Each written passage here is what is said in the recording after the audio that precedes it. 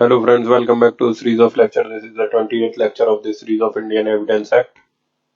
In the previous lecture, we had completed with the topic TIP, and in this lecture, we will talk about the identification of a person, identification of thing. तो identification तो किसी भी चीज का हो सकता है, identification of the dead body भी हो सकता है। अब मान लो आपको डेड बॉडी को आइडेंटिफाई करना है, तो कैसे आइडेंटिफाई करोगे डेड बॉडी को? जिसकी डेड बॉडी है ये पता करना है आपको, तो या तो चेहरा देखकर पता कर लो, आप मरे हुए व्यक्ति का चेहरा देख लो, उसके फोटो से मिला लो, पता चल जाएगा किसका डेड बॉडी है। अब मान लो डेड बॉडी पूरी तरीके से खराब हो चुकी है, only the skeletons are remaining and the flesh is gone, तब कैसे आइडेंटिफाई करोगे? Then you will go for DNA testing. So DNA test can be one method to identify. For example, एक केस था तंदूर हत्याकांड वाला, नैना सानी case. In this case, what this accused has done was, accused has shot her and killed her and cut her body into pieces, and his accomplice was burning the dead body in the tandoor. And in the morning, two police constables are roaming around, and they saw lot of smoke coming in the morning from the restaurant of the hotel. And there they had suspicious, and they found that flash ka smell was coming. Then they somehow stopped the burning, but up to that time the almost whole body was burned. उसको pieces में cut किया गया था. And Naina Sani was missing for long, and her parents had one daughter and one son, and the son was present with the parent and the daughter was missing. And now the question was whether that is the body of the Naina Sani. What they did was they took out the bone marrow and they took the blood samples of the father. And when the DNA sampling was done, then they found that it is the perfect match, and therefore it is the body of Naina Sani. So that is how you can identify a dead body also, through the DNA testing. And there are other methods also जो कि scientific expert evidence में आएगा, जैसा कि कई बार आप school super imposition test करते हो, जैसे कोई क्राइम के बाद कोई डेड बॉडी है उसको दफना दिया था बाद में, अब the dead body is lying under the ground, अब somehow you able to find out the dead body, but you found it in the form of a skeleton. Now you take the photograph of the skull of the skeleton, और जिसका भी आप suspect कर रहे हो कि that उसका होगा ये dead body, you take the photograph of that person, उसका पहले का फोटो होगा, you take that photograph, you take both the photographs and put them on the computer, and if you find that the skull of both photograph and the dead body, दोनों का skull अगर perfect match है, then you will say that the identity is established. The skull superimposition test, like DNA testing, is not a perfect test, क्योंकि एक से ज्यादा लोगों का स्कल मिलता जुलता हो सकता है, लेकिन डीएनए का भी मिलता जुलता नहीं होगा, डीएनए सबका अलग अलग होगा. तो skull superimposition, for just example I told you कि मरा हुआ व्यक्ति है जो उसके स्केलेटन खोपड़ी का फोटो ले लो, उसको कंप्यूटर में डालो, और उसका पहले का जो फोटोग्राफ था उसका सिर वाला पार्ट उसको अलग करके उसको कंप्यूटर में डालो, और कंप्यूटर में डालो, एंड देन कंप्यूटर के थ्रू उसका फेस वगैरह हटाकर skull that you find, you make the two skulls impose upon each other. If it is a perfect imposition, then the identity is established, and if it is not, then the identity is not established. But skull superimposition, I told you, is not a perfect test. There may be a mistake because the skull of one person may match to the skull of the other persons also. So these were some points upon identification. Next जो आपका topic है, that is any fact which establishing the relationship. Any fact which establish the relationship. And for that you have to see section 9, then section 32 clause 5, 32 clause 6, you have got section 50. Now you have to read all of them, but ultimately we have to revert back to section 9. अब इसको हम पढ़ेंगे बाद में, but उससे पहले एक सवाल पूछता हूँ कि दो लोगों का रिलेशनशिप, मान लो H और W का रिलेशनशिप है, उसको आप कैसे एस्टेब्लिश करोगे? How will you establish the relationship of H and W as husband and wife? One is the mutual conduct. The mutual conduct can be an evidence of their being husband and wife. Then marriage certificate, then marriage photograph, शादी का album. अगर हिंदू हैं तो पंडित जी जिन्होंने उनकी शादी करवाई थी, अगर मुस्लिम है तो काजी साहब, तो काजी का बयान या पंडित जी का बयान, टेस्टिमनी। देन मैरिज का कार्ड, शादी का कार्ड। देन जहाँ बैंकेट हॉल में जिसमें शादी हुई थी वहाँ के bills, receipt. Then conduct of family members, friends. अब जैसे कोई बैंक अकाउंट है, हस्बैंड वाइफ को एक दूसरे को नॉमिनी बना रखा है, so that will come under any document where it was declared that she is my wife or husband. किसी होटल में रहने गए, वहां पर एंट्री किया कि that this lady is wife. तो इस तरह की entry can be used by the person who required it. उसी प्रकार से जैसे टेस्टिमनी ऑफ पंडित है, उसी प्रकार से जो भी मेहमान आए शादी में और अदर वेटर्स हैं या बाजे वाले एक्सेट्रा, उसी प्रकार से घर के आस पड़ोस के लोग, सर्वेंट हो कोई। अब नैना सानी केस में this girl was married to Sushil Sharma and that was a love marriage. अब Naina Sani was air hostess and a model. Because of that he married her because he was fond of her, but after marriage he told her that don't come to the public places, and she was after him, and she revealed that we have got married. She asked him to reveal that we got married, and he is saying that I have to take a election ticket because a political व्यक्ति था, और अगर पता पड़ गया किसी को कि I am married to you, then they will not give me the election ticket. My political career will get ruined, and therefore I will not reveal right now. So there was fight going between them because of this, and there is only one person who know about the marriage, and that is the servant of the house. And since he was working in the house, so he is having the special means to know that they have got married. So any such person, even if they got into the hidden marriage, so इसी प्रकार से कोई भी, there are various sources by which you come to know that these are got married. अब इसमें से कुछ चीजें would be relevant under different section. These things are relevant under different section. कुछ चीजें आपको 32 क्लास 5 में मिल जाएंगी, कुछ चीजें आपको 32 क्लास 6 में मिल जाएंगी, 32(5) में मिल जाएंगी, 32(6) में मिल जाएंगी, कुछ चीजें सेक्शन 15 में मिल जाएंगी, और जो इनमें से कहीं नहीं है वो सब सेक्शन 9 में मिल जाएंगी, और कुछ चीजें आपको एडमिशन के तौर पर सेक्शन 21 में मिल जाएंगी। जैसे होटल वाला एग्जाम्पल था, जो रजिस्टर में entry, that is the declaration on the part of the person who done the register entry. अब अगर हस्बैंड ने किया, that it is the declaration by the husband, so it becomes an admission.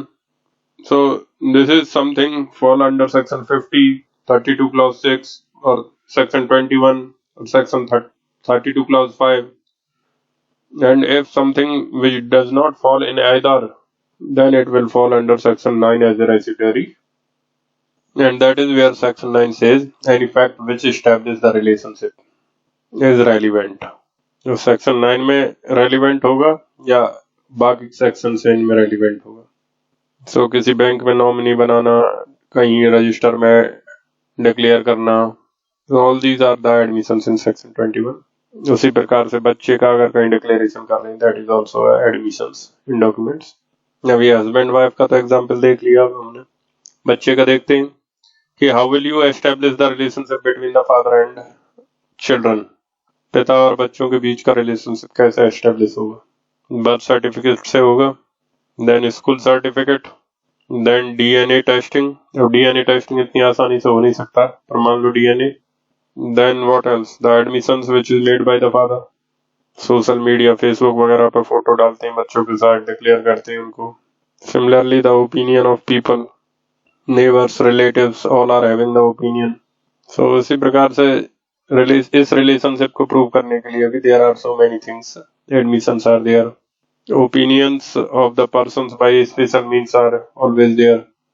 Opinions of the neighbors, relative, etc. is always there. Mutual conduct can be there.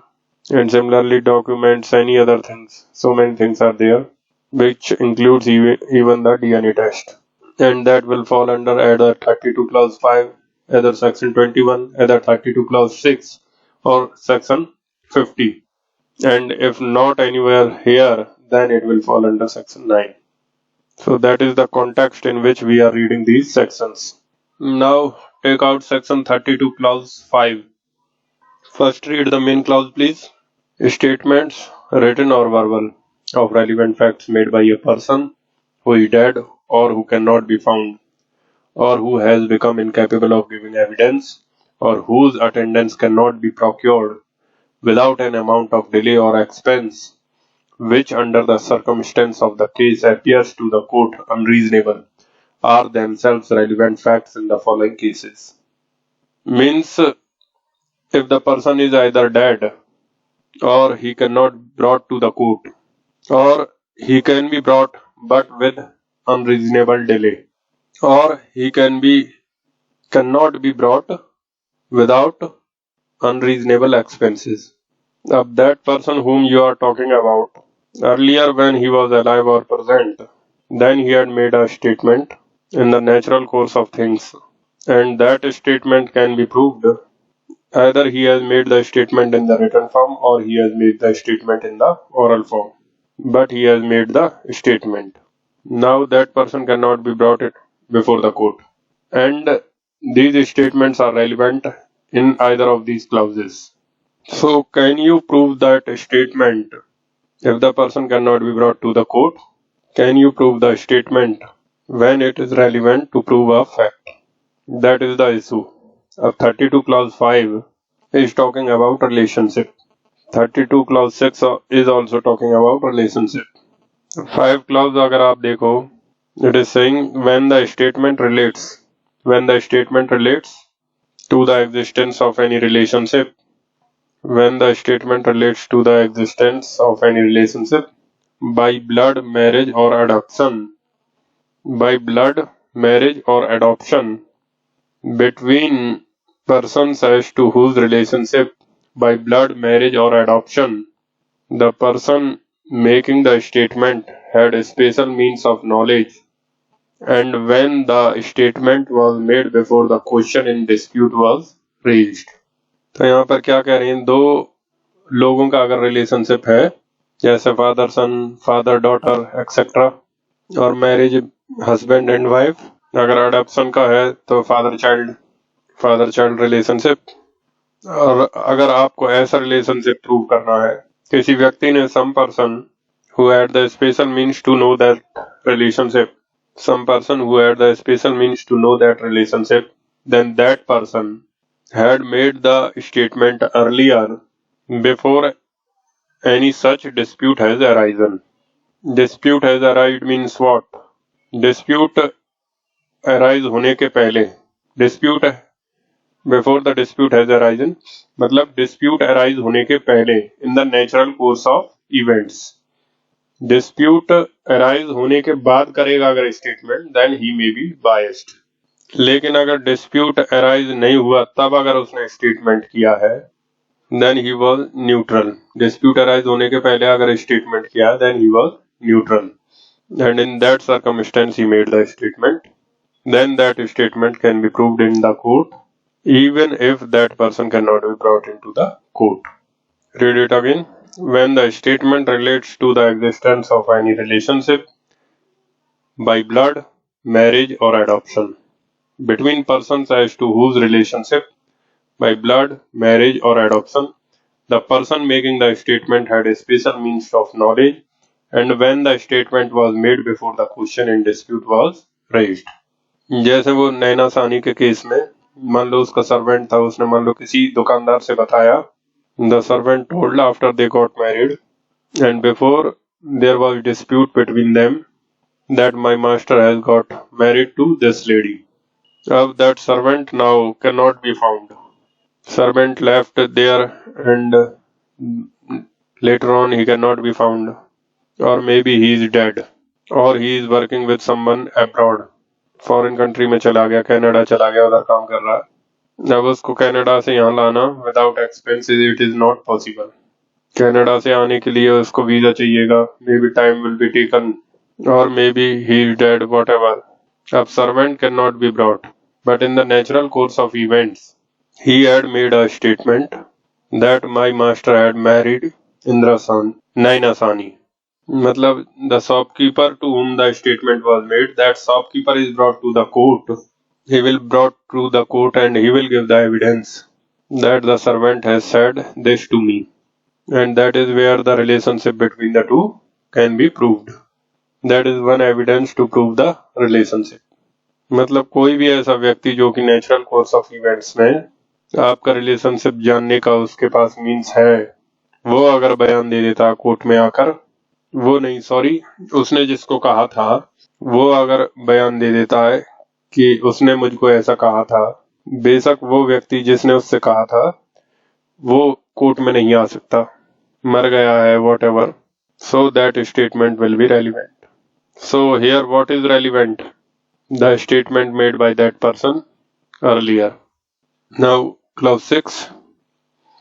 When the statement relates to the existence of any relationship by blood, marriage or adoption between persons deceased and is made in any will or deed relating to the affairs of the family to which any such deceased person belonged, or in any family pedigree or upon any tombstone, family portrait or other thing on which such statements are usually made, and when such statement was made before the question in dispute was raised.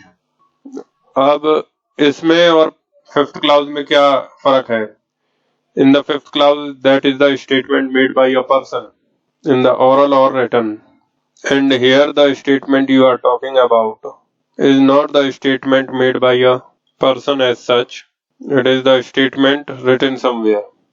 For example, जैसे Tom stone पे लिखा है या family chart में लिखा है. फिर से पढ़िए इसको. When the statement relates to the existence of any relationship by blood, marriage or adoption between the person deceased, मतलब जो पर्सन मर गए हैं उनके रिलेशनशिप की बात हो रही है. दो लोग मर गए हैं, उनका आपस में क्या रिलेशनशिप था उसकी बात हो रही है. जबकि क्लास 5 में क्या था? जो लोग जिंदा हैं उनका रिलेशनशिप देख रहे थे. जबकि 6 में these peoples are dead, we are looking the relationship between these people who are dead. So read it. When the statement relates to the existence of any relationship by blood, marriage or adoption between the person deceased and is made in any will or deed relating to the affairs of the family to which any such deceased person belonged, or in any family pedigree, or upon any tombstone, family portrait, or other thing on which such statements are usually made, and when such statement was made before the question in dispute was raised. Now suppose there is F and Fs, and there is FS1. अब इन तीनों के relation का dispute है. There is question in the of relationship between these three. अब they are all dead now. अब इनके बच्चे legal years हैं, उनमें मान लो कोई प्रॉपर्टी का डिस्प्यूट अराइज हो जाए. Within the children of these people, some dispute of property arises, and one of them is saying that my father is the only son of F. For example, इसका बच्चा है मान लो कोई A, और A कह रहा है कि my father is only the son of F, and here B is saying that my father is also the son of F. Now suppose the dispute is arising today when these are dead, and now the question is whether there is father-son relationship between them. Where do these two people are brothers to each other? अब इसको prove करने के लिए दे are saying या तो कोई family pedigree मतलब family tree, family chart. Normally you find in families. अब हर फैमिली में तो नहीं होता, but you will find that FS फिर उनके बच्चों का नाम होगा, उनके उनके बच्चों का नाम होगा। तो ये राजा महाराजाओं के पास उनके परिवारों में मिलेगा, या हरिद्वार वगैरह चले जाओ तो वहां पे आपको मिल जाएगा। तो there are several such places, so this is the family tree. अब काफी गांव में जो परिवार है उनके भाट भी होते हैं, जो भाट रखते हैं वो फैमिली ट्री वगैरह, किसके पिताजी थे, पूर्वज कौन से थे, उनके उनके बच्चे हुए कि उनका क्या नाम था, उनके क्या नाम था, फिर उनके बच्चों का क्या नाम है। अब उस फैमिली चार्ट में obviously that relationship is established in the family chart. उसी तरीके से देयर इज टूम। अब मान लो FS का कोई टूम है, और टूम पे लिखा है जैसे FS son of F, means what, the relationship between the two is established. उसी तरीके से FS1 का भी एक टूम है और उसमें लिखा है कि FS1 son of F, so here also the relationship is established. So these kinds of written things, tombstone, family tree, ऐसा कोई भी चीज जो कि permanent kind of written form है, उसमें अगर रिलेशनशिप डिक्लेयर्ड है, so that will also be relevant in this section. That may not be the statement of individual, but obviously that will also someone have written or drawn, but जो वो written form में है, that will be relevant under this section. अब you read both the clauses once again. When the statement relates to the existence of any relationship by blood, marriage or adoption between persons as to whose relationship by blood, marriage or adoption the person making the statement had a special means of knowledge, and when the statement was made before the question in dispute was raised. So यहाँ पर they are talking about the person who has the special means of knowledge, जबकि 6 में अगर आप देखो, when the statement relates to the existence of any relationship by blood, marriage or adoption between persons deceased, मतलब दोनों मर चुके हैं, and is made in any will or deed relating to the affairs of the family to which any such deceased person belonged, or in any family pedigree, or upon any tombstone, or family portrait, or other thing on which such statements are usually made, and when such statement was made before the question in dispute was raised. तो यहाँ पर they are not talking about the statement made by a person, यहाँ पर they are talking about those kinds of documents. जैसे आप किसी महल में जाओगे, लाल किला या कहीं भी, वहां पर आपको पेंटिंग्स मिलेंगी, वहां पर राजा का पेंटिंग है, उसका नाम लिखा होगा, उसके बच्चों का नाम लिखा होगा। So what is that? That is the family portrait. तो उसमें सबका फोटो है और साथ में नाम भी लिखा है। So that is the family portrait which establishes the relationship. अब ये किसने बनाया? Obviously that is the also the statement of a person. ये जिसने भी बनाया, he has the special means to know the relationship, तभी तो बनाया उसने। टॉम स्टोन पे किसने लिखा? A person who knew the relationship he has written. So that is also a kind of a statement only, but they are in written form. And here in 5 it may be oral or written also. Letter में लिखो तो 5 में fall कर जाएगा, लेकिन difference ये है कि 5 में the persons are alive, but in section clause 6 the persons are dead. Plus 6 में the oral statements will not fall, any written letter etcetera will not fall, but those kinds of things which the family maintains, जैसे family का memorandum of understanding, जिसमें कोई agreement किया, जिसमें सबका नाम लिखा है, रिलेशनशिप लिखा है, फैमिली का कोई पार्टीशन हुआ था उसमें सबका नाम और डिटेल्स लिखे हैं, रिलेशनशिप लिखा है, इस तरह की चीजें, that will fall under clause 6। अब इसमें आप इलस्ट्रेशन नंबर F निकालिए। The question is whether A and B were legally married. The question is whether A and B were legally married.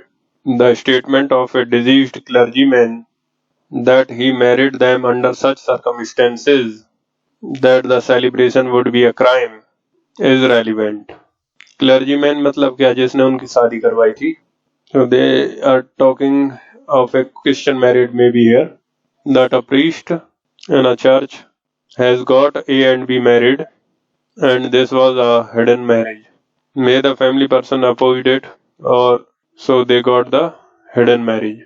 और मे बी जैसे कोरोना टाइम आया, lockdown हो गया, 2 से ज्यादा मतलब सोशल डिस्टेंसिंग वगैरह उसमें अलाउड नहीं था सारी चीज, तो उस समय कर ली कोई इस तरीके की सिचुएशन, अगर उसमें इकट्ठे होते हैं लोग उसमें, then FIR would be lodged in the natural disaster.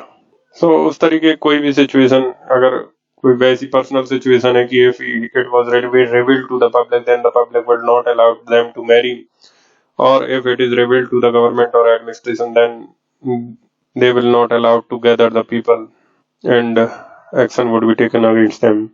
And therefore in the silent manner they got married, and in the marriage only the priest and the spouse was there. The question today raised is, the world does not know whether they are got married or not, because world does not know whether they got married or not.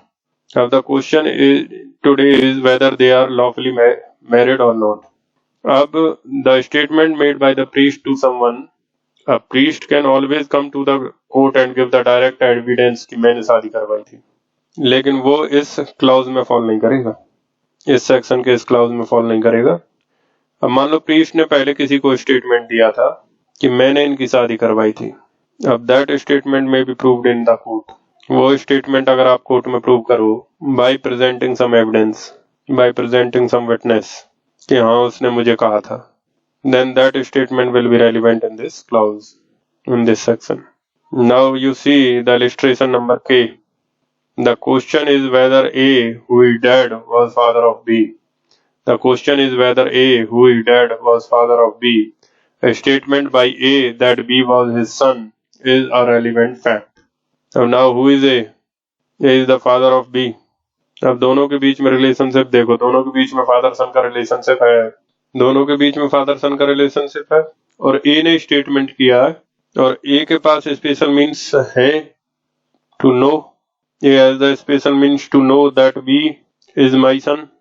अब A has made a statement earlier that B is my son, अब today is dead. अब जिसके सामने वो statement दिया था उसने, वो अगर आकर प्रूव कर दे कि that A has said, and A obviously has the special means, and therefore that will be relevant under this clause 5. अब यहाँ पर फर्क सिर्फ इतना है कि यहाँ पर कोई थर्ड पर्सन नहीं दे रहा है statement, here one of the parties, अब B और A फादर सन है कि नहीं, तो A जिसके पास स्पेशल मीन्स था उसने खुद ही ये स्टेटमेंट दिया था through the letter, a letter from A's deceased father to friend announcing the birth of A on a given day is a relevant fact. And the question is, what was the date of birth of A? Now next is the illustration number M. The question is whether and when A and B were married. The question is whether and when A and B were married. An entry in a memorandum book by C, the deceased father of B, of his daughter's marriage with A on a given date is a relevant fact. अब A is the husband and B is the wife. दोनों के बीच में शादी हुई थी कि नहीं? That is the question in this case. अब does not the father of B or A has the special means to know whether their childs are married or not? अब A ने B से शादी की, B के father के पास has the special means to know that my daughter had got married to someone, and he has written in the diary that on so and so date my daughter B has got married to A. अब that man is dead, but उसके diary में लिखा है that is the statement. अब that diary can be proved in clause 5 of this section. अब ये जो भी इलस्ट्रेशन पढ़ते जा रहे हैं मैं बता रहा हूँ किस क्लाउज में ये रेलिवेंट है, तो उसको लिखते चले जाना उस क्लाउज, उस इलस्ट्रेशन के साइड में। अब ए और बी दोनों जिंदा है, ये 5 में जाएंगे, मर गए होते तब, और उसमें अदर कंडीशन फुलफिल हो जाती तब ये जाते 6 में। और इसमें जिसने बयान दिया वो भले ही मर गया, but A and B are alive, क्योंकि हम ए एंड बी का रिलेशनशिप प्रूव कर रहे हैं, और जिसका कर रहे हैं हम प्रूव वो जिंदा है। Now let's see section 50. When the court has to form an opinion, when the court has to form an opinion as to the relationship of one person to another, the opinion expressed by conduct as to the existence of such relationship or any person who as a member of the family or otherwise has a special means of knowledge on the subject is a relevant fact. Look, they are saying opinion expressed by the conduct. बहुत ध्यान से पढ़िएगा इसे. When the court has to form an opinion as to the relationship of one person to another. For example, the court has to form the relationship of a husband and a wife, whether they are husband or wife or not. इसका court को opinion बनाना है, तो उसमें 32 clause 5, 32 clause 6 इस तरह के clauses भी आएंगे. अब सेक्शन 50 क्या कहता है? The opinion expressed by conduct. This is not the opinion expressed by something. They are saying expressed by conduct. Opinion expressed by conduct. एक होता है opinion expressed by saying something, एक होता है your conduct express your opinion. Opinion expressed by conduct as to the existence of such relationship. As to the existence of such relationship, or any person who, as a member of the family or otherwise, has a special means of knowledge on the subject, is relevant fact. So, it is the opinion expressed by the conduct of any person who has the special means to know the relationship. जैसे कोई husband और wife हैं, they got married. तो व्यक्ति शादी कर लेते हैं. अब उसके बाद कोई उनको भोजन पर, लंच पर या डिनर पर इनवाइट करता है अपने यहाँ. करते हैं लोग. After the couples got married, तो उसके घर चले गए मान लो वो दोनों आफ्टर द मैरिज. अब they are the family members of this man, like mother, sister and father. तो वो सब थे वहां पर और उनका लंच या डिनर वगैरह ऑर्गेनाइज किया उन्होंने. अब मान लो उधर खाने से पहले टीका वीका करना, जैसे नई बहू आती है घर में तो उसका वो सारा करना, क्रिया करना, लोटा वोटा थाली आरती वगैरह ये सारी चीज. अब ये सारा कंडक्ट, अब उन्होंने मुंह से कुछ नहीं बोला तो, बट उनका ये सारा conduct, whether it is not manifesting that these two are husband and wife, is not their conduct manifesting their opinion that they are husband and wife. Answer is yes. अब उसी प्रकार से अनदर एग्जांपल ले लो. जैसे किसी मंदिर में गए थे ये दोनों हस्बैंड वाइफ, किसी आश्रम वगैरह में. अब उधर there is a particular manner of sitting. Wife को हमेशा आप राइट साइड में बैठाओगे. तो the person who are organizing the havan puja, उनका ये कंडक्ट है कि उनको इस तरीके से बैठाया. Then is it not expressing their opinion by their conduct that they are husband and wife. अब उसी में मान लो उनके बच्चे, they are sitting by behind them, तो is it not showing that these childrens are their children, that is shown by their conduct. अब बच्चों का तो हालांकि मान लो किसी दोस्त के भी हो सकती है, पर अगर कोई और व्यक्ति नहीं है वहां पर तो कंडक्ट यही शो होगा. पर अगर और कोई है तो बच्चे तो और किसी के भी हो सकते हैं.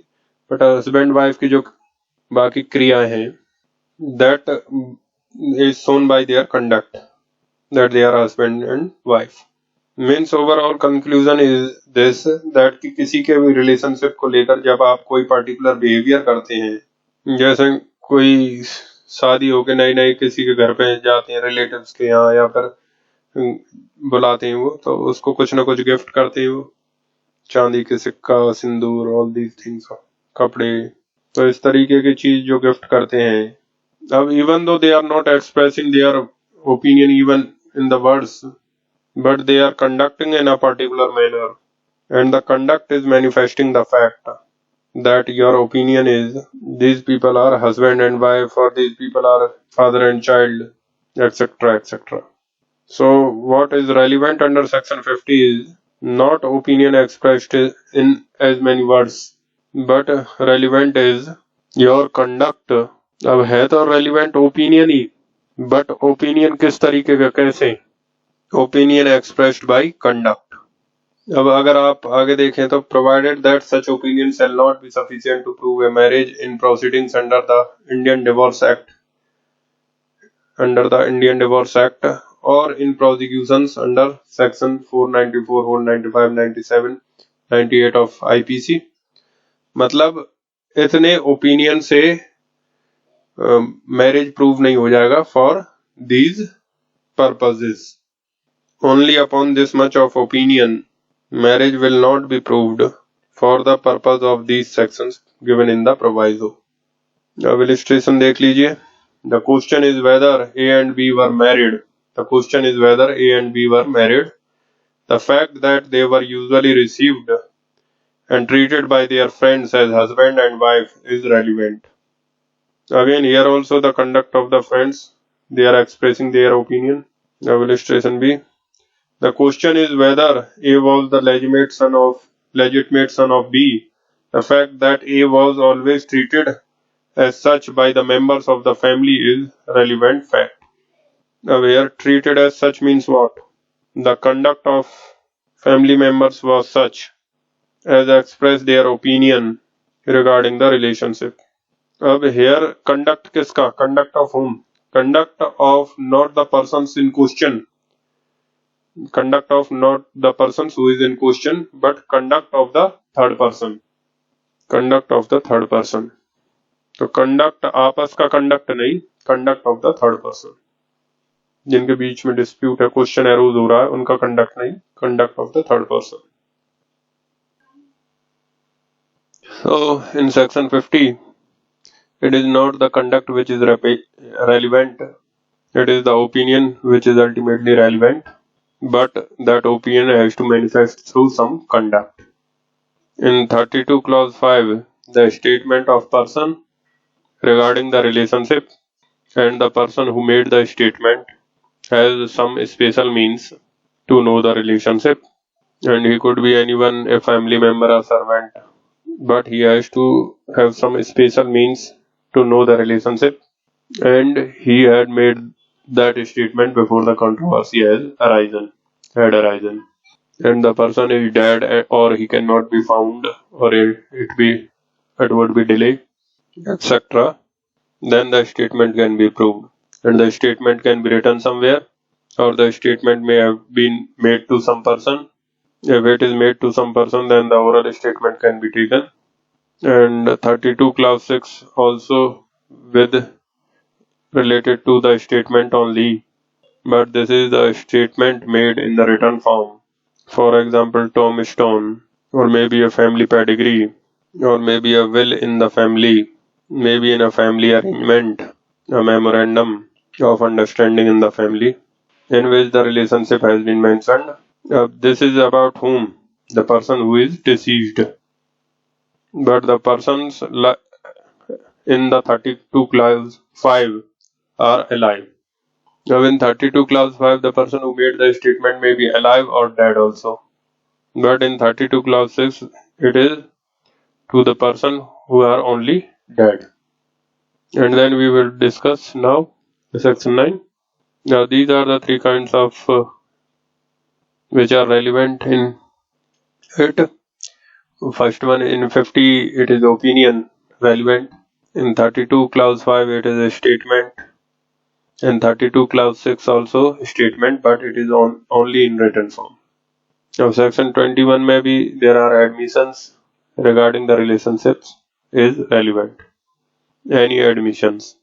A father admitting about someone that he is my son. Suppose F is father and he is admitting F as is my son. Then his admission of admitting F as is my son is relevant under section 21. F signed certain documents. Suppose in the admission of the children in the school, he signed some documents. In the father's column, he put his signature. Then that is also the admission of the fact that he is the father of children.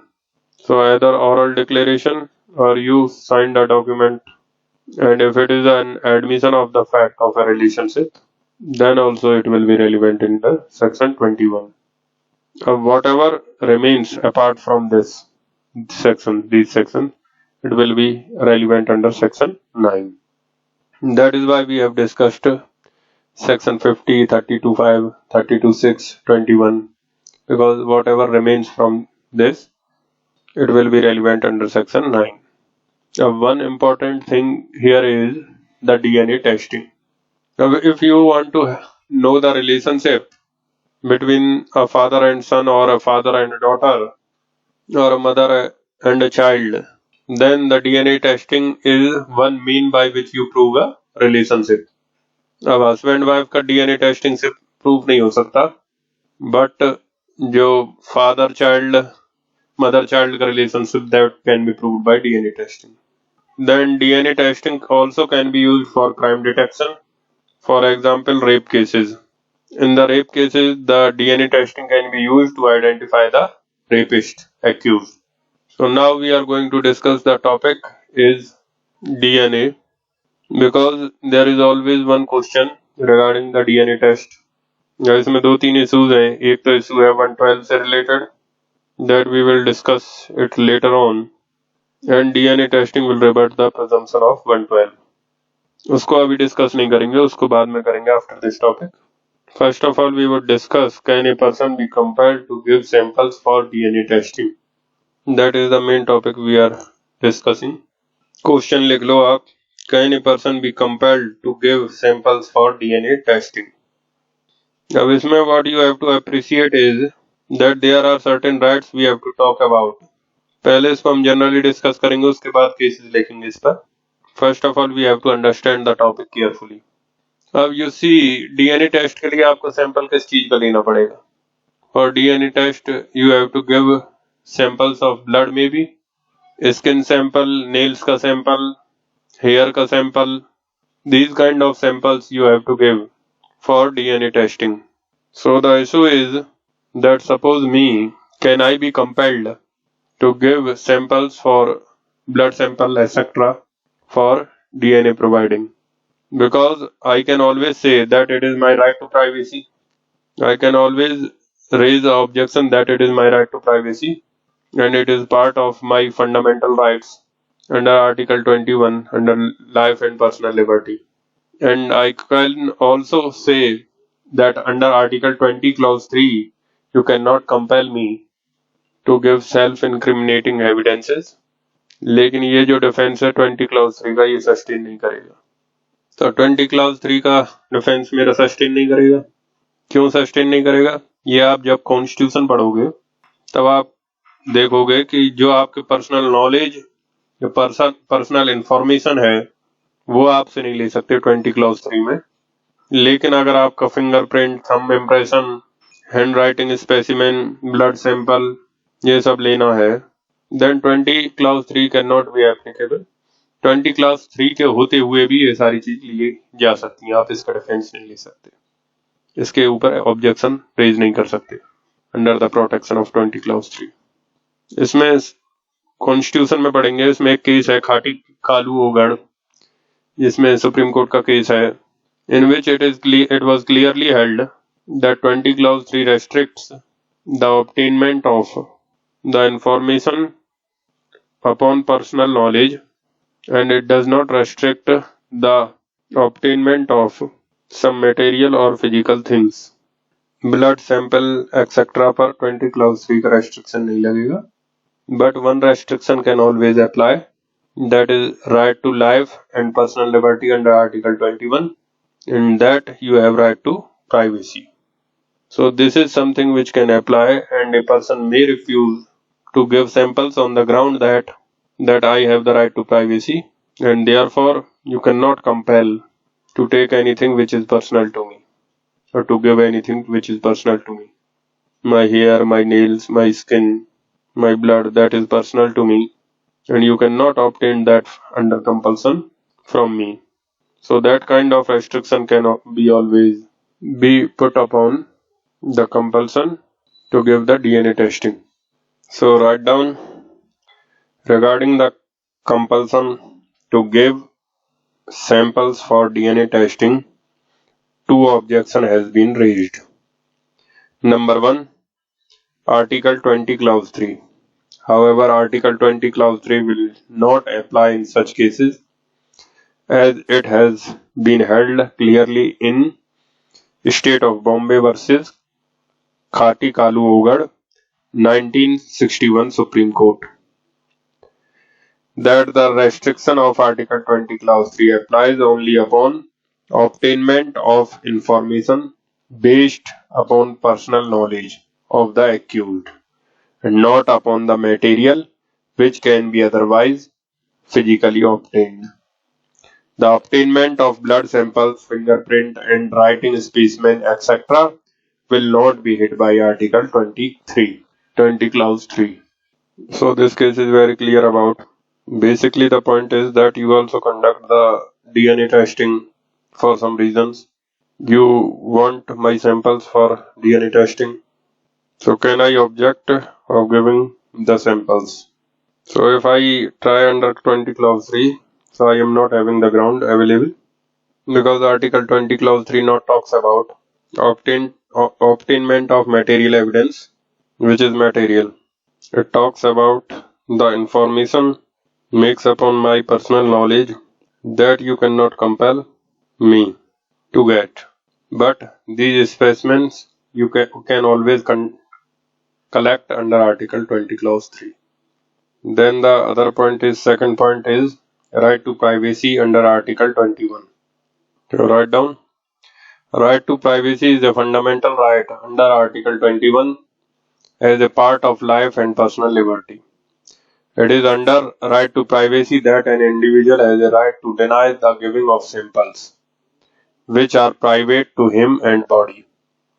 Here, when the compulsion to give DNA samples is made, a person can always refuse to do so under Article 21. अब इसमें एक case लिख लीजिए, Gautam Kundu versus state of Bengal 1993 supreme court. It was held that a person cannot be compelled to give his blood samples for DNA testing. अब इसी case को follow कर बाद में everyone is raising objection to give the samples. Why? Because it is a matter of right to privacy. So it was held a person cannot compel to give his blood samples for DNA testing because it is a matter of right to privacy. Now, after this case, after this judgment, the accused and the people had been denying to give the samples to the authorities on the ground that this judgment is held that you cannot be compelled. Otherwise आप blood sample ले लो, कर लो DNA testing. But अगर मुझे बोलोगे, I can always say no. तो अगर मुझसे कहोगे तो मैं हमेशा मना करने के हकदार हूँ. मेरी इच्छा है मैं दूं ना दूं. हाँ, छुपते छुपाते ले लो वो अलग बात है, कर लो आप DNA testing. So that is the idea behind this on the basis of the right to privacy. Means whatever body I have, whatever body parts I have, this is private to me and no one can intrude within that under Article 21, and therefore under Article 21 I can refuse to give samples. Now in this the problem is, we would talk about the problem on two aspects, criminal law and the civil law. पहले criminal law की बात कर लेते हैं. Criminal law में अगर आपको crime detection के लिए अगर आपको किसी के samples चाहिए, जैसे संतोष सिंह केस में you take the undergarments when he was arrested in the evening, and since he has just committed rape and he has not changed his dress, so the chances of finding the semen in the undergarments was there, and semen was found in the private part of the girl also, and from that you can always find out that whether he has done the sexual act or not. Now here he has taken the defense that I have the right to privacy and I will not give my undergarment. Now if that is the case, then what is the purpose of criminal law? Any crime done against the society, any wrong done against the society, any crime is done that is considered as a wrong against the society, and it is the interest of the society of finding the actual culprit and prosecuting and punishing him is in the interest of the society. Now how one has, on the other hand, one has the right to privacy, that is his right and it is private to him, and on the other hand there is a larger social interest, societal interest, that the detection of the crime and the prosecution and conviction of the accused culprit. And in the counterbalancing of these two interests, which interest will prevail? The societal interest, and moreover the fundamental rights are not absolute. Right to life and personal liberty is not absolute, and therefore on reasonable grounds, and therefore on reasonable grounds, it can be curtailed. And whenever you go for the crime detection, and crime detection is in the interest of the society, so the logically personal right to privacy can be curtailed in such a case, and this person can be compelled in the detection of crime to give the samples of blood, etc.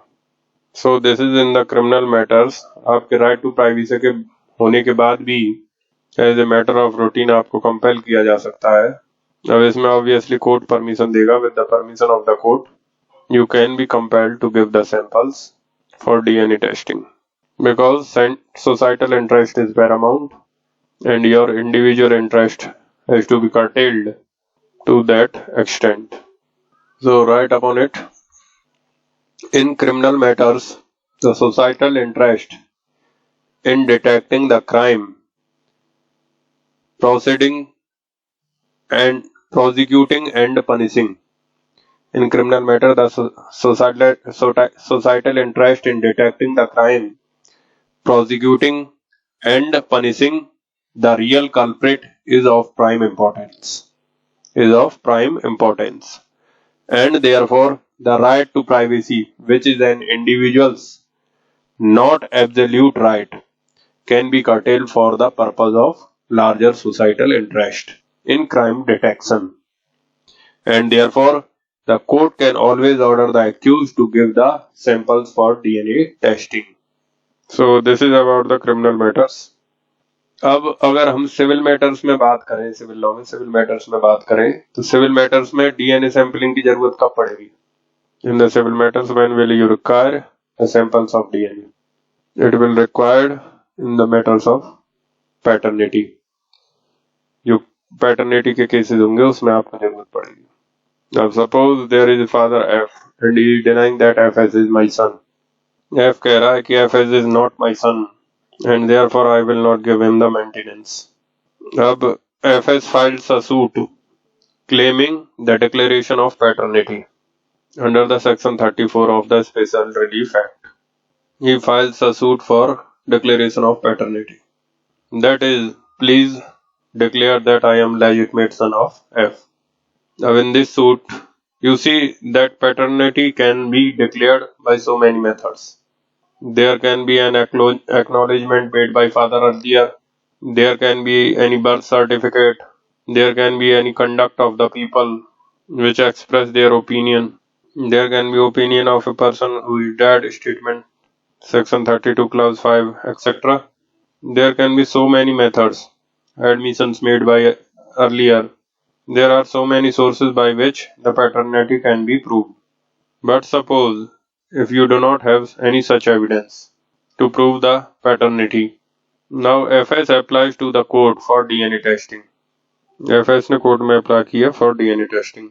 अब F ने कह दिया that I am willing to collect my samples for the DNA profiling. Now the samples are obtained from the F and conduct the DNA testing. You take the samples from F and conduct the DNA profiling. Now here in this, it is not a matter of societal interest, where the societal interest would prevail upon the right to privacy of an individual. Here we are talking about one individual's interest with the other individual's interest. Here it is talking about the individual interest of the FS and the individual interest of F, and there is no societal interest involved directly. Now in this situation, will the court take the same attitude, same approach that is taken by the court in the criminal matters? So here the point is, there in the criminal matter it was the societal interest prevail upon the individual interest, and here in this case it is one individual interest and the other individual interest, and the other is having the right to privacy. F claims here that I have got the right to privacy and therefore I should not be compelled to give the DNA samples, blood samples, etc. And on the other hand, F has claimed that I am the legitimate son.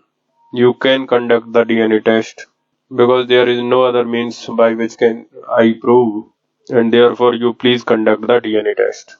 Now in such cases, the court normally disinclined to direct DNA testing. In such cases, generally court is not easily inclined to direct the DNA testing. But if the court finds that the circumstances are such that if the DNA testing is not done or the paternity is not examined, then that will result into vagrancy and destitution of FS.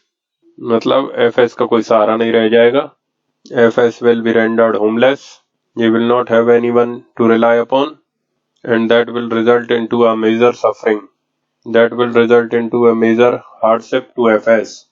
अब then in the interest of अब उस वैग्रेंसी और hardship को रोकना is in societal interest. समझिएगा ध्यान से. To prevent the vagrancy and destitution is in the larger interest of the society.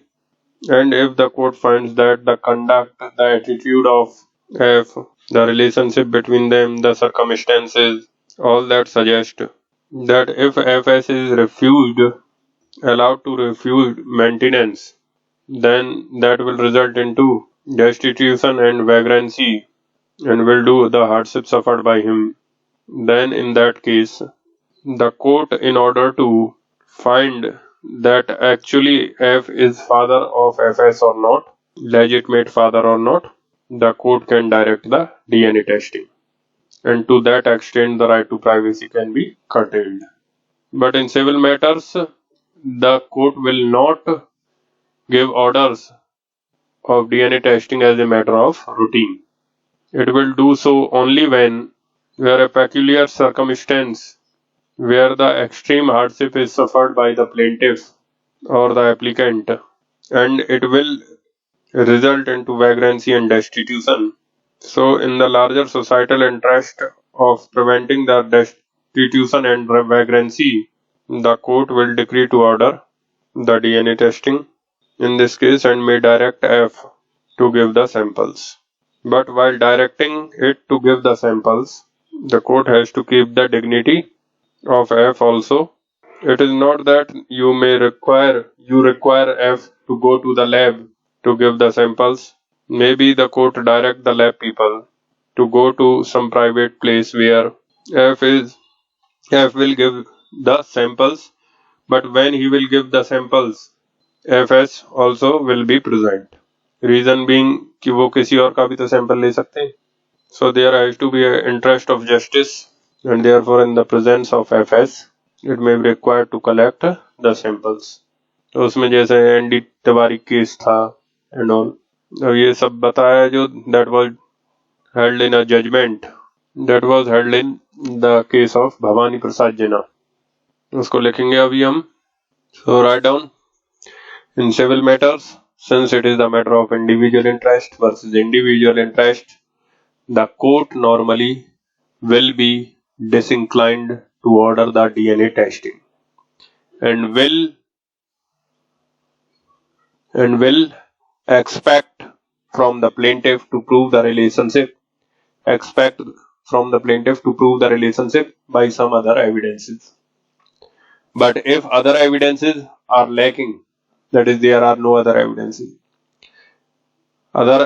are lacking, and the court finds that the non-conducting of DNA test and non-establishing of relationship would result into grave hardship to the plaintiff and into vagrancy and destitution. Then, in light of larger societal policy of prevention of vagrancy and destitution, the court can order the defendant to give the samples for DNA. Here, to that extent, the right to privacy of the defendant can be curtailed. So that is a normal point.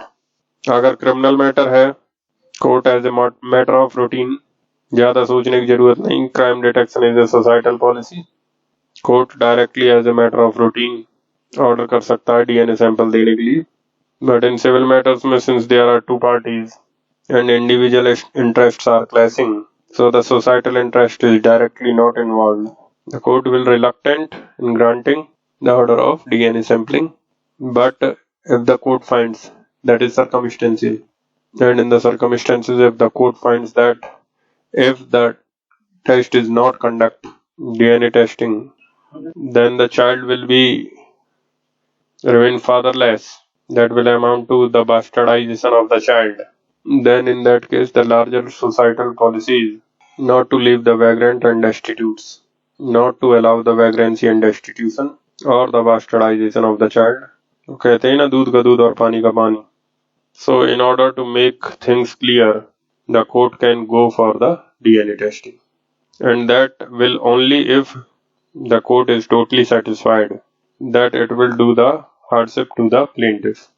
So that discretion the court will always have with itself. अब ये सारे point जो we have discussed right now, all we held in.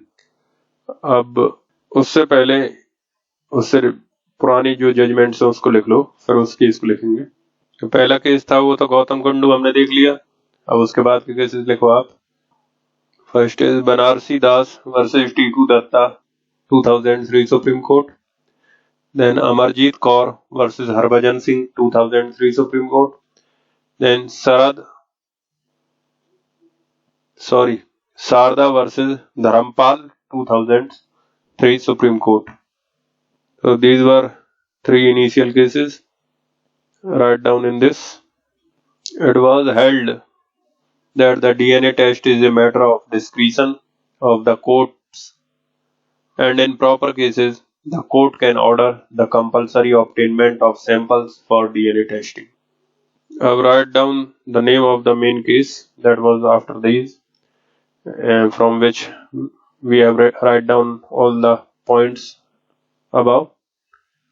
So whatever we have written this earlier, उसमें वो इस case के under में ये जो लास्ट केस है इस केस में डिस्कस हुआ है. Bhavani Prasad Jena versus Odisha state commission for women 2010 Supreme court. It was 2 judges bench. Judgment delivered by R.L. Lodha justice. अब next you have to see the ND Tiwari case. इसका नाम लिख लो आप. Narayan Dutt Tiwari versus Rohit Shekhar and others. That is 2012 supreme court. Narayan Dutt Tiwari versus Rohit Shekhar and others 2012 supreme court. अब इसमें क्या था, I will tell you. This case was related to paternity, but it is not related to legitimate paternity. This person Rohit Sekhar is the illegitimate son of the Narayan Dutt Tiwari. He never said that I am the legitimate son. His contention was that even that I am an illegitimate son, but I am having a right of public declaration that this person is my father, because I want to know and I want to prove that he is my biological father. He had sexual intercourse with my mother without marriage, and I am born, so I do have a right under Article 21 to know my biological father and declare it to the world that he is my biological father. Biological matlab he has given birth to me, and for that purpose the suit was pending for too long, and under section 34 of the SRA again a declaration was sought, not of the legitimate paternity but of biological paternity, that he is my biological father. That declaration he has sought, and he is not having evidences, and the evidences which he has given, they were all rejected. Now the only choice he has got was that, and he is not claiming any maintenance, he is not claiming any right to property. He clearly declared that I do not want anything from him. The only thing I want is that he accept the fact that he is my biological father, or accept that I am his biological son. Because if he gave birth to me, then he must have a courage to accept it before the society that I am born through him. That is what he is claiming, and for that he ultimately gave evidences, but that was not sufficient. And lastly, he filed the application before the court for compelling N.D. Tiwari, and N.D. Tiwari was the former chief minister of UP. अब now N.D. Tiwari को compel करने के लिए कि आप अपना blood sample दो जिससे डीएनए टेस्टिंग हो सके. He has put the application, and on that the N.D. Tiwari claimed that it is the matter of right to privacy and I will not give sample. So that will went on for several years in fact.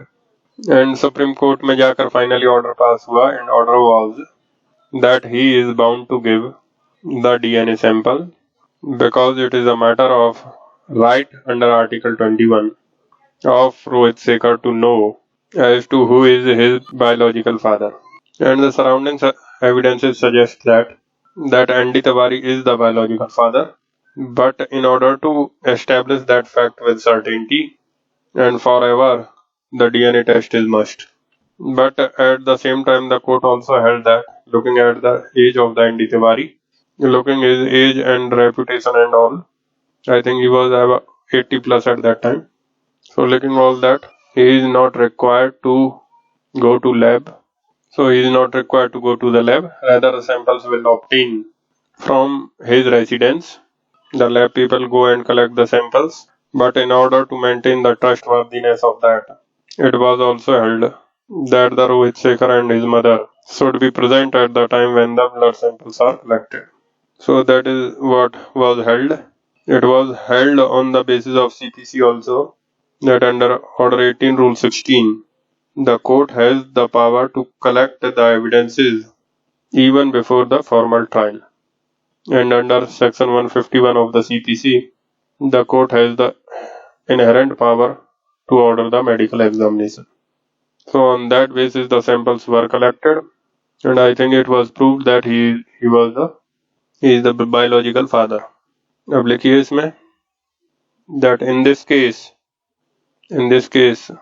the main issue was as to whether N.D. Tiwari is biological father of Rohit Sekar. The surrounding circumstances suggest so, but not concretely, and therefore Rohit Sekar had applied for DNA test, to which the respondent opposed on the ground of the right to privacy. However, the Supreme Court held that under Article 21, every individual has the fundamental right to know his biological origin. And under Order 18 Rule 16 of CPC, the court has the power to collect evidences even without waiting for the formal trial. Under Section 151, the court has an inherent power to order medical examination. The court has the power to collect evidences even without waiting for the formal trial. Under Section 151, the court has an inherent power to order medical examination of any person. Accordingly, the court directed that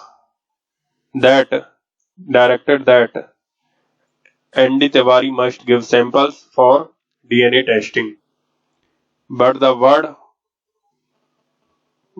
of caution was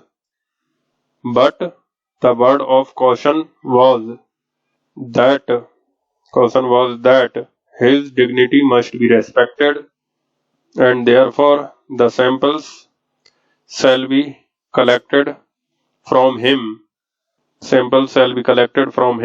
At his residence in the presence of applicant and his mother. So we are talking about relationship.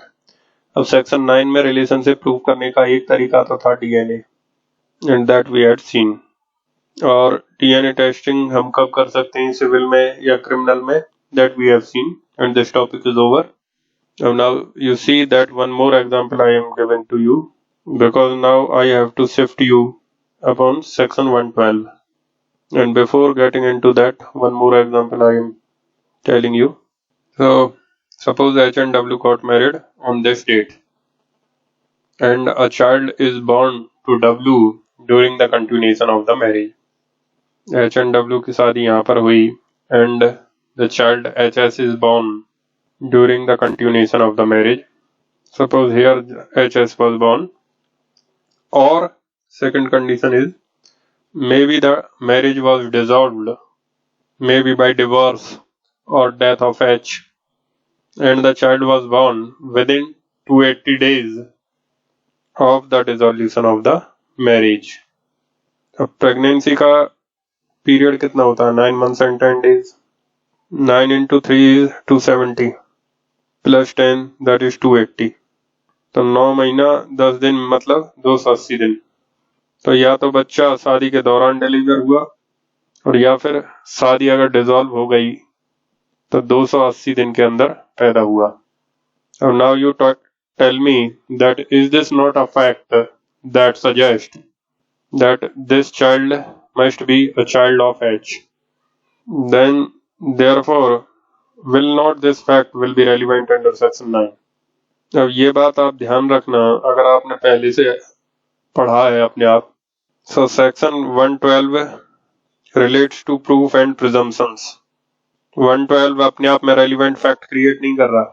Section 112 is only that if it is proved then it is a conclusive proof. But the fact under section 112 is what? This, that the child is born to the person during the marriage, during the continuance of the marriage, or after the dissolution of the marriage, then within the 280 days of the dissolution of the marriage. So that is what section 112 talks about. And if that is the case, तो वो तो ठीक है कि conclusive proof तो section 112 में होगा, लेकिन वो fact relevant कहाँ पर होगा? क्योंकि अगर रेलिवेंट नहीं होगा तो कंक्लूसिव प्रूफ का क्या करोगे? अगर रेलिवेंट नहीं होगा तो कंक्लूसिव प्रूफ का क्या करोगे? और रेलिवेंट नहीं होगा तो उसको फैक्ट प्रूव करने के लिए उसको यूज कैसे करोगे? जैसे you have to prove the fact in issue whether H is the father of the H S और नॉट, और whether H S is the legitimate son of the H F और नॉट. So that is the fact in issue you have to prove, and the dispute is between H and H S, and the claim is of HS is that I am the legitimate son of H. Please declare. So the fact in issue is whether HS is the legitimate son of H. So उस fact in issue को prove करने के लिए one important fact is that this HS is born to the wife of H, lawfully wedded wife, during the continuance of the marriage or after the dissolution of the marriage. Then it is within 280 days. So this fact is the conclusive proof of the paternity under section 112. But where it is relevant? It is relevant under section 9. तो ये point आप ध्यान रखिएगा, ये point कहीं लिखा नहीं है किताबों में. This point is very important, that the fact which is talked about in section 112, its relevancy is lies under section 9 and the conclusive proof is in section 112. So next we have to talk about section 112, and the purpose is what is meant by, to understand what is the implication of the 112, plus also to understand what is meant by may presume, shall presume and conclusive proof, and also lastly to understand कि अगर 112 में conclusive proof हो गया that HS and H are father and son, मान लो proof हो गया 112 में conclusive, but the DNA testing says that HS is not the son of H. मान लो DNA testing भी करवा लिया बाद में and it is proved that HS is not the son of H.